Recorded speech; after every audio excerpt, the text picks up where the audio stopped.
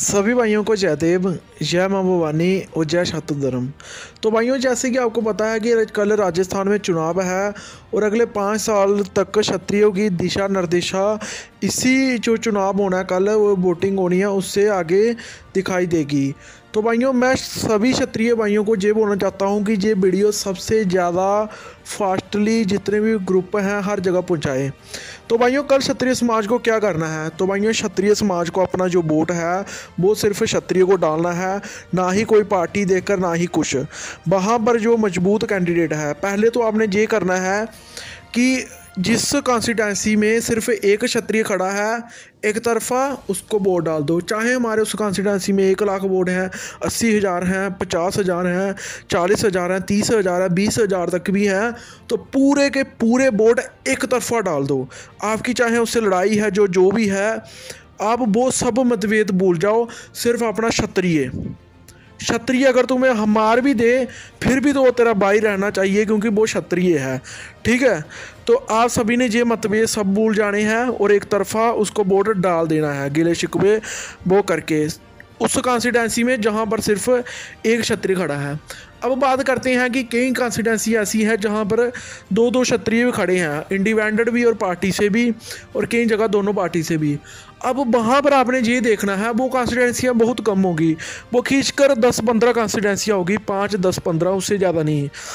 बाकी कॉन्स्टिट्यूंसी पर हमने बता दिया आपको कि आपने क्या करना है, और जो कॉन्स्टिट्यूंसी पर 2 कैंडिडेट खड़े हैं वहाँ पर आपने ये क्या करना है कि जो आपको लग रहा है कि मजबूत कैंडिडेट है, जिसको बाकी वाले भी सपोर्ट कर रहे हैं कि वो जीत सकता है, आपने क्या करना है, आपने बेवकूफ़ी वाला काम नहीं करना, अपने वोटों को बांटना नहीं है। वहाँ पर आपने क्या करना है कि वहाँ पर एक तरफा क्षत्रिय वोट डाल देने हैं, एक ही क्षत्रिय को डालने हैं, क्योंकि अगर आपके वोट बंटे 2 कैंडिडेटों में तो फिर जो तीसरा कैंडिडेट होगा जो क्षत्रिय समुदाय से नहीं होगा वो जीत जाएगा।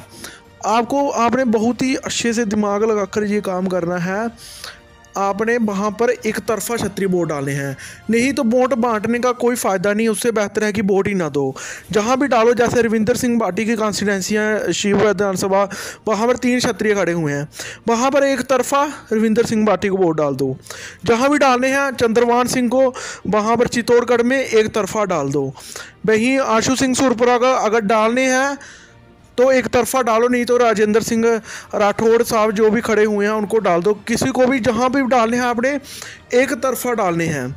और बाकी जहाँ पर एक कॉन्स्टिट्यूंसी में सिर्फ एक ही क्षत्रिय खड़ा है वहाँ पर सिर्फ क्षत्रिय देखकर, सिंह देखकर आपने वहाँ पर वोट डाल देने हैं। बाद में जो जैसे मर्जी करे हम उसको पकड़ लेंगे, क्योंकि हमारी बरादरी हमारी क्षत्रिय समाज से है। आपने ये चीज़ें कमेंट करनी है।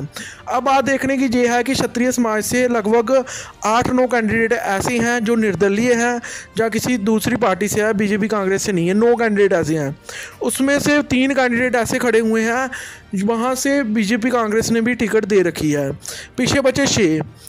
आप देखिए कि वो जो 6 कैंडिडेट हैं या 9 कैंडिडेट हैं, उसमें से अगर आप 5 निर्दलीय जिता देते हो तो हमारे कितने बनते हैं? आपने सभी को एक तरफा वोट डालना है। 9 में से 5 जीत गए, क्षत्रिय कितने जीत गए? 5। अभी बीजेपी ने जो टिकटें दी है वो लगभग 26 दी है, कांग्रेस ने 17। टोटल कितनी सीटें हैं? 29 और 17 46 में 40 ऐसी सीटें हैं, 35 या 40 ऐसी सीटें हैं जो मतलब कि एक दूसरे के खिलाफ नहीं है, अलग अलग कॉन्स्टिट्यूंसी पर है। आपने क्या करना, 35 या 40 सीटें वो वहाँ पर एक तरफा वोट डाल देना है। जब आप एक तरफा वोट डालोगे तो ज़्यादा संभावना है जीतने की। 35 इंटू जहाँ 40 सीटें हैं उनमें से हम 30 तो जीतेंगे। चलो 30 नहीं जीत पाए, कम से कम 25 तो जीतेंगे। और जो निर्दलीय 5 और 25 ये कितने होंगे? 30। आंकड़ा हमारा ज़्यादा भी जा सकता है, लेकिन 30 से हमने कम आना नहीं है। हमने कोशिश करनी है कि हमारे 30 से लेकर 35 तक एमएलए बने। 30 से 35 एमएलए तक हमारी इस बार कोशिश रहनी चाहिए। पिछली बार कितने? 20 भी नहीं थे, उससे पिछले फिर 26 थे, पिछली बार 20 भी नहीं थे। इस बार हमने 30 से ज़्यादा का आंकड़ा लेना है। और हमने जो आपको बताया है इसको हर क्षत्रिय के व्हाट्सएप ग्रुप में हर जगह पहुंचाने का काम पूरा क्षत्रिय समाज जरूर करे।